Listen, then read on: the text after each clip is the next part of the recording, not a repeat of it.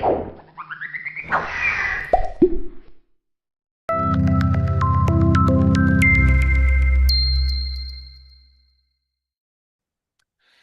everybody, and welcome to this latest Talking Points Chats. I'm David Danto, and I'm here with my partner, Dave Michels. And Dave, where are you? You got a gorgeous beach behind you, and you look like garbage. What's going on? Yeah, it's really overcast out here today. No, you know I'm not on the beach. You probably even recognize the darn background.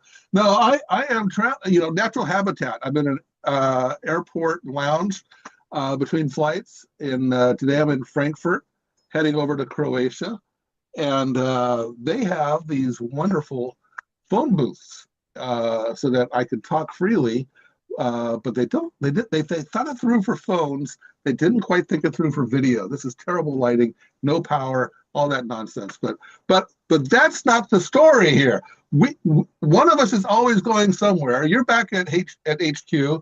One of us is always going somewhere. You just got back from Las Vegas, and I want to hear all about InfoComm.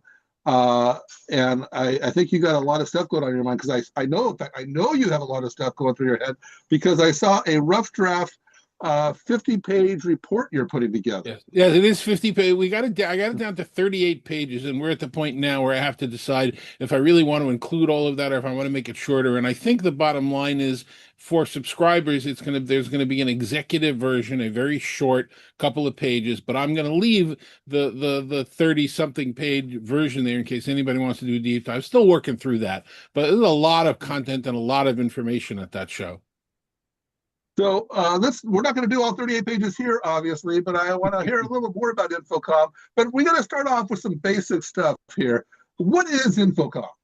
Okay, so InfoComm is a trade show that historically was about AV and presentation technology. And over the years, in fact, I'm personally responsible through the IMCCA of bringing unified communication into that show. When we first started having video conferencing and multimedia capabilities, there have been IT services. It became a display show. It's become everything around communication for the enterprise and for public display, for theme parks, for auditoriums, for theaters. So there's a lot of that in there. It happens once a year. Lately it alternates, but lately the last 20 or 30 years, it alternates between Las Vegas and Orlando. And everybody has their preference, but it goes back and forth for a number of legitimate reasons. There are companies that are not allowed to travel to and expense Las Vegas. There are companies that won't go East Coast. There are companies that won't go West Coast. So back and forth is the strategy. This was a Las Vegas year. And you would understand, from our world, Cisco was there, Microsoft was there, Neat was there, big companies, small companies, new companies that we started to cover. You also have the traditional broadcast companies like Sony and Panasonic. Display companies are there. It runs the gamut. It takes up, if you're familiar with Las Vegas this year, it took up all of the Central Hall and most of the North Hall. Wow. I've been to many InfoComms. I've probably been to more than you. I think I've been to at least 5 or 6 of them. I think the last several I've been at are in Orlando. I think I haven't been to the Vegas one for a long time. How many have you been at? Well, I was thinking about it the other day because I don't have an exact number, but my first one was in the late 1980s, so 1988 or 89, which puts me at about, I might have missed one or two here or there, but puts me at about 40 years. So you can call me a. So you've seen a lot of big introductions in InfoComm, like when they brought electricity into the meeting rooms and stuff like that. Not electricity, but it used to be, the big thing at InfoComm used to be an independently run, what they called a projector shootout, where every manufacturer would have their projector next to each other running the same content, and people could walk by and point at what the differences were. And then one of the manufacturers, I forget which one specifically, so forgive me, one of them said, I don't want to show my projector against my competitors' projectors. And that was the end of the projector shootout. And frankly, it's mostly the end of projectors. There are a few, but it's not really a projector show anymore. This year, there was a lot of displays and other ways of looking at it. So, yeah, I've seen that. And the other thing that's important that I want to point out, and again, this is not bragging, I attended InfoComm as an end user. I attended InfoComm as a consultant. I attended InfoComm as a manufacturer that was displaying products. And I've now attended InfoComm as an analyst. And I've been writing about it almost since that started.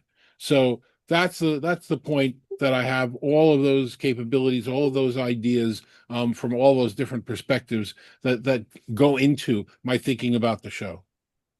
Well, let's get into some of the stuff that was there. Um, I don't think it takes anyone even, going to the event to know that probably interoperability came up. It's like one of those things that never gets old. It's always a great topic for a conference like that. So, what were the themes on interoperability this year? Well, the joke I've made is, in 50 years, we'll have robot doctors and robot cars and automation will be doing everything. We'll still be arguing about interoperability. We have been at this show for decades and we still will be. But there was a difference this year. We had gotten really close with interoperability around SIP and H323. And that's when the platform wars came out and we all moved over to meeting in the cloud on Microsoft, Skype for Business at the time, and WebEx and Google Meet and the rest of them.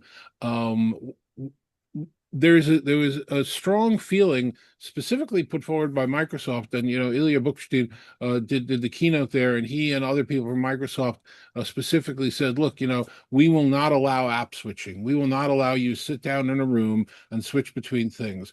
And the old expression going back for decades, and I apologize, Ilya, because this is no insult to you, the old expression going back is the people who say it can't be done should never get in the way of the people actually doing it.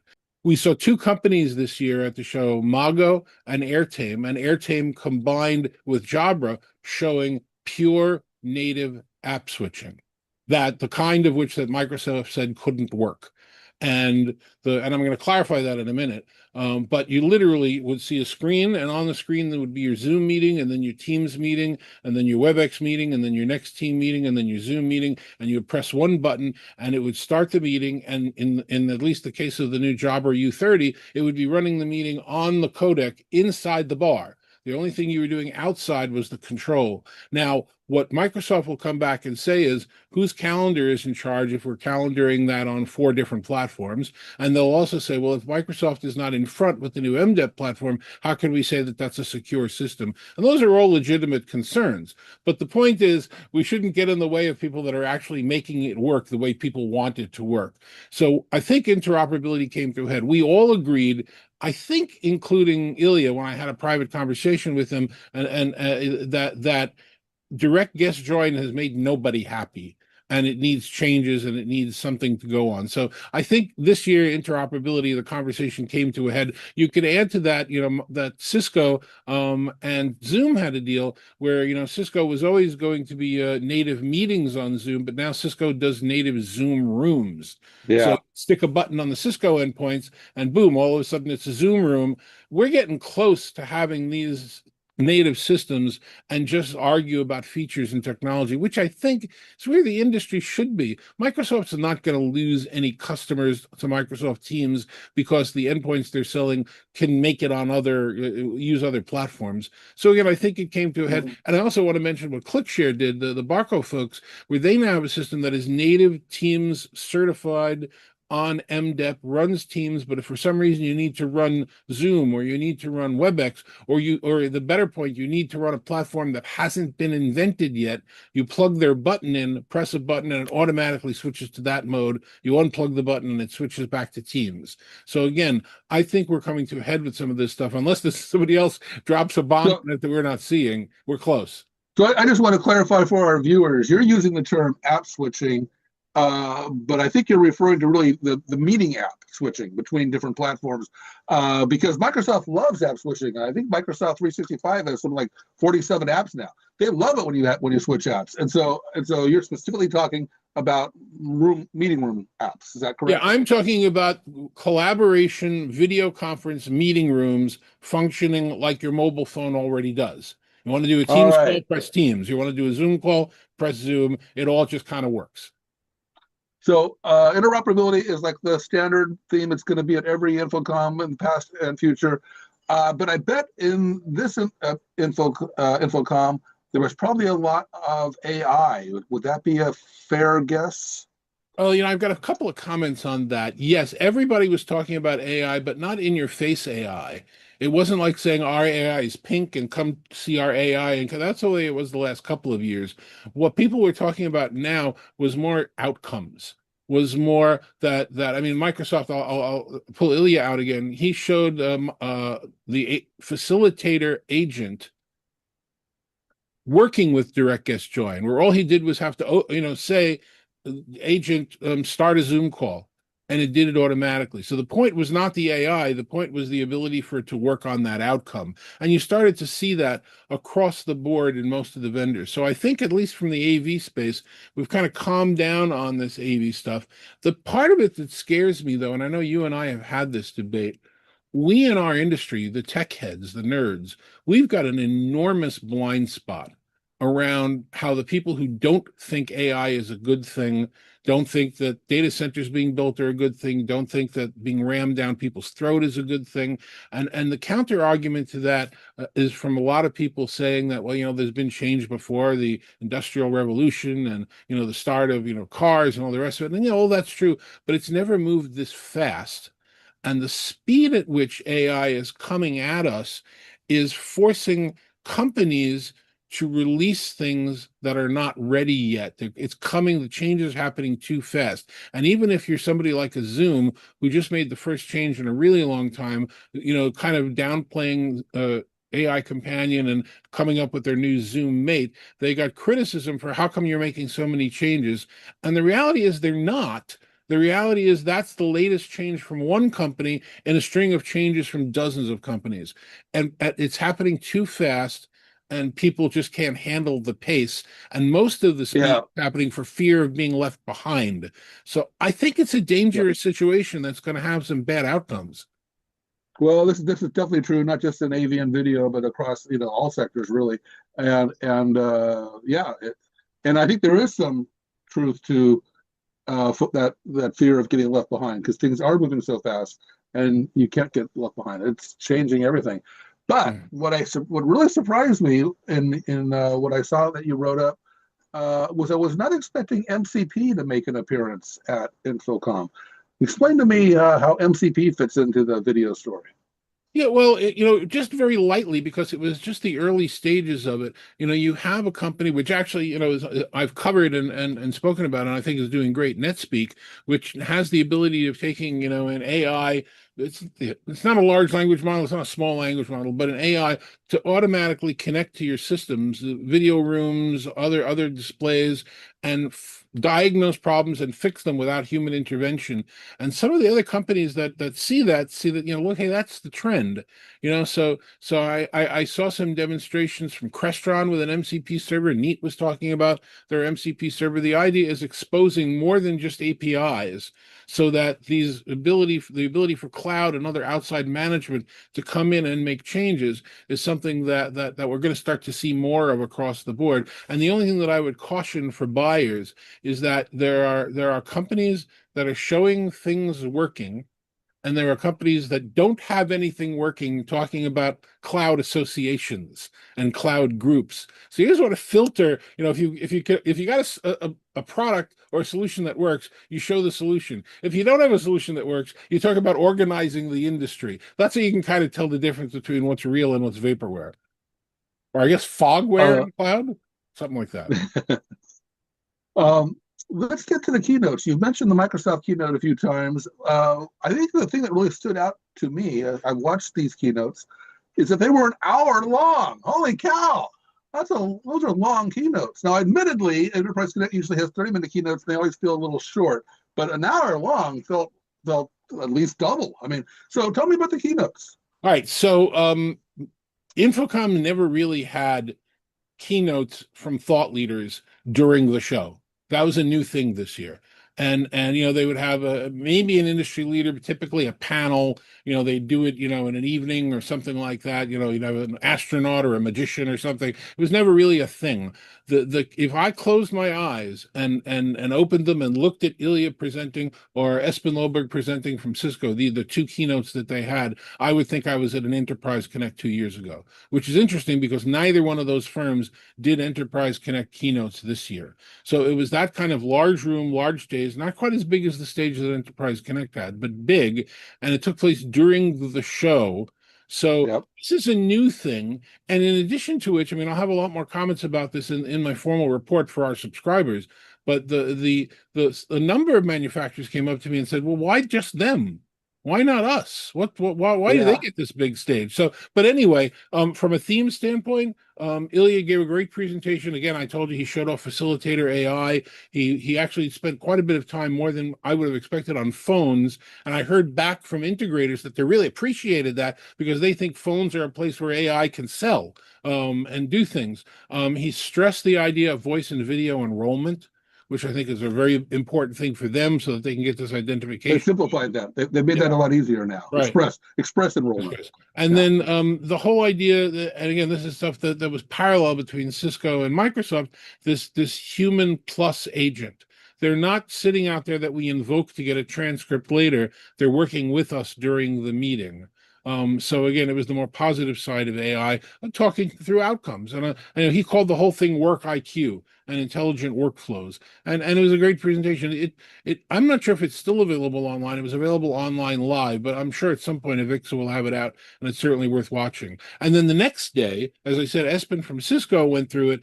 The difference between Ilya and Espen is Ilya was taking it from the people side, and Espen was really taking it from the connectivity side. Espen had 5 or 6 walk-ons, including Ilya at the end, by the way. That was, I'll demonstrate this product for you and I'll show you how it works. He even at one point showed that when he walked up to a room, the air conditioner automatically turned on. So they were more talking about, AI-driven operational management, how security is embedded, not bolted on, the Cisco themes that you've seen before. But it was amazing to attend those keynotes, and really that audience doesn't typically see those because they're not all at Enterprise Connect. So it was a very big deal, Well, for very new. that's a really interesting point. The Enterprise Connect obviously has keynotes down, and one thing they do is they have the expo hall closed during the keynotes. And so it sounds like InfoComm didn't do that, which is kind of surprising. Um, and as far as more vendors go, I guess that's why Enterprise Connect does 30-minute keynotes, so they can get more keynotes up there. But this sounds really interesting. I think it's really fascinating that, and I assume Ilya was the only one that did this, brought in telephony, because it seems that there was a lot of frustration with Enterprise Connect this past year. And I'm noticing that InfoComm seemed to be, really strong, had a lot of senior executives there, a lot of stuff going on. And then also CCW, the contact center show, is really strong this year. People are saying one of the best shows ever. So it seems like these two shows are, enjoying Enterprise Connect kind of having a smaller event this year. Yeah, no, I would say that's fair, but you also have to recognize that Ilya is now on the board at Avixa that puts on InfoComm. So part of it was choice. He chose to do this, which is he's entitled to choose. And I think it was a good event. It was a different audience. A lot of people there were really interested and learned about it. It wasn't so much the IT crowd, but honestly, you don't have to convince an IT crowd to use Microsoft.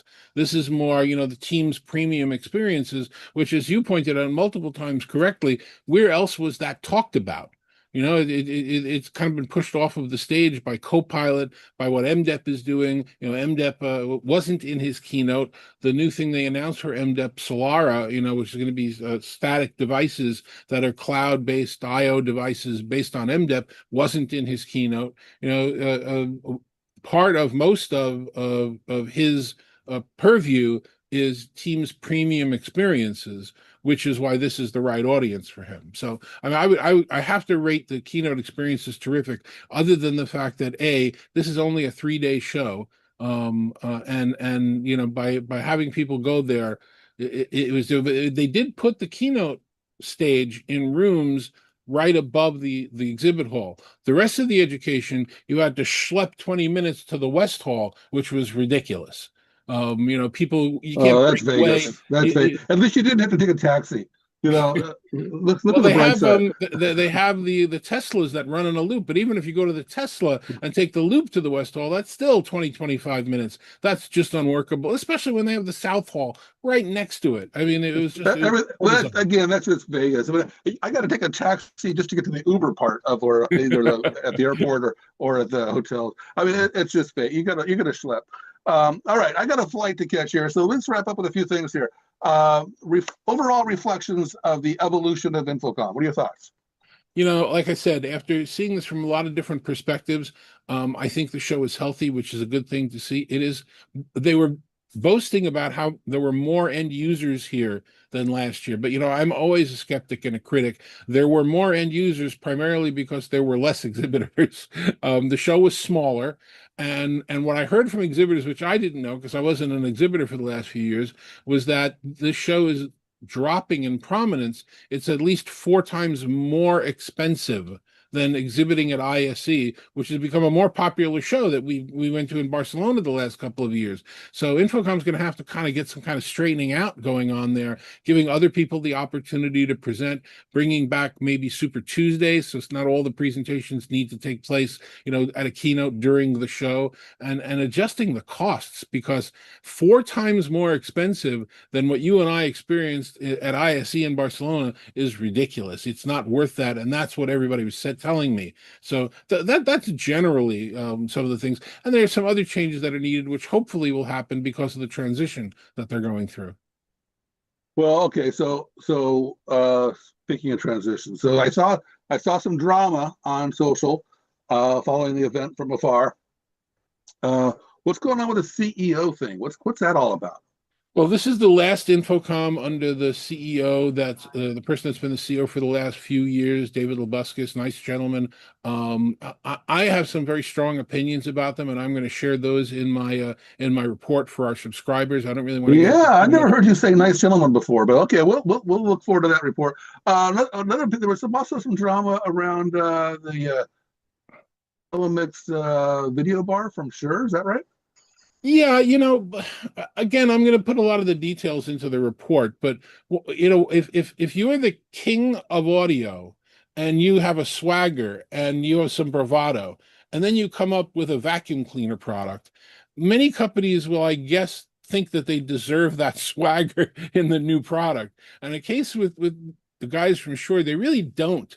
So far, they've announced it at 2 different shows. They haven't put it in anybody's hands, not mine, not any other analyst, not any, nobody's actually had it independently. And when I had an appointment to go look at it and actually kind of, get one of their engineers reached out to me and said, come take a look at it. I was intercepted at the front of the booth by the comms guy saying, we don't know when it'll be out, sometime this year. So, I don't. It's a big red flag. I wish them well. I hope it's well, but they've got undeserved swagger around a product that nobody's touched, and it's like I said, it scares the heck out of me. Sounds like you got a better chance of winning three-card money in New Orleans. Somebody Okay. at the Westgate, which was the base hotel, hit a $10 million jackpot, and I've been trying desperately to find out if it was one of the people attending InfoComm, and I can't get that answer because I guess if it was a smart person, they're going to lawyer up before they announce anything. But yeah, $10 million. That's a big win. And if it was somebody from InfoComm, it'll be the last time they were there, probably. So, you've mentioned this report a few times. How do people get this full report? Well, you need to go to TalkingPointz.com, points with a Z, and you need to subscribe to the insider reports. We have individual subscriptions, we have company subscriptions, we have a lot of great subscribers. We do monthly reports, as you know, we've been working on it. And this is one example of one of the dozen or so research reports we sent out during the year, which offers very deep dives on topics and events. And it'll be out to subscribers probably within the next week.